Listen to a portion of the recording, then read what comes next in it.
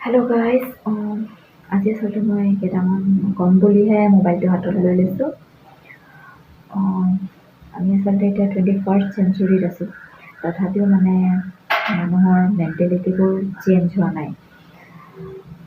Upgraded চব বস্তুৱেই use কৰে ঘৰত, ইটোতকৈ সিটো আপগ্ৰেডেড, মানে আৰু ক'বই নালাগে।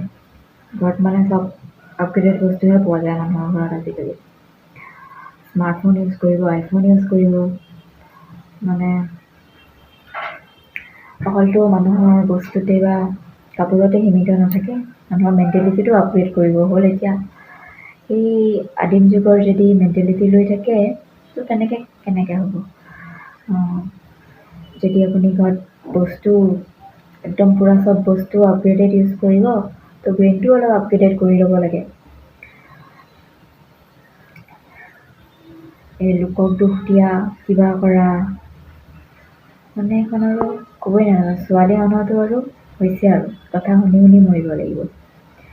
নিজৰ ঘৰতো টেনশ্যন নাথাকে, ওপৰেঞ্চি বাহিৰা মানুহৰো তাৰমানে কথা শুনিব লাগিব, ছোৱালী বুলি, মাইকী মানুহ বুলি।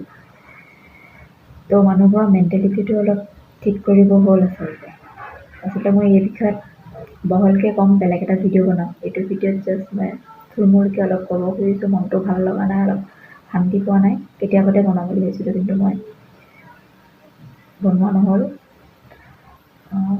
ভাবিলোঁ আজি বনাওঁ। আচলতে মানুহৰ মেণ্টেলিটি চেঞ্জ কৰিব হ'ল। আজিৰ যুগত মানে আৰু ইমান নেৰো চিন্তা কৰি মানে আৰু থাকিব নোৱাৰি আৰু। লোকক মানে ডিষ্টাৰ্ব দিয়ে নেৰো মেণ্টেলিটিৰ কাৰণে। নিজৰ চকু ভাল কৰিব লাগে। যদি ভাল দেখা, নিজে চকুৱে ভাল দেখা পোৱা নাই, নিজৰ চকুকেইটা আগত ঠিক কৰি ল'ব লাগে। নিজে যদি ভাল চাওঁ বুলি ক'লে ভাল দেখিব, বেয়া দেখোঁ বুলি ক'লে বেয়া দেখিব। লোকক দুখ দিয়াৰ আগত নিজৰ কেৰেক্টাৰটো ভাল কৰি ল'ব লাগে, নিজক ঠিক কৰি ল'ব লাগে। আৰু আছোঁ গুৱাহাটীত ভাড়াঘৰত। তো আৰু ক'ত যে কি প্ৰব্লেম ফেচ কৰিব লাগে, গোটেইখিনিৰ বিষয়ে মই এদিন এটা বেলেগকৈ ভিডিঅ' বনাম। এতিয়াই যে বনাম নকওঁ, মই দুদিনৰ পিছতো বনাব পাৰোঁ, দুবছৰৰ পিছতো বনাব পাৰোঁ, মোৰ মনৰ ওপৰত কথা। কিন্তু সেইটো মই সৰু থুলমূলকৈ ভাবিলোঁ এটা বনাই লওঁ আৰু বনাই থওঁ।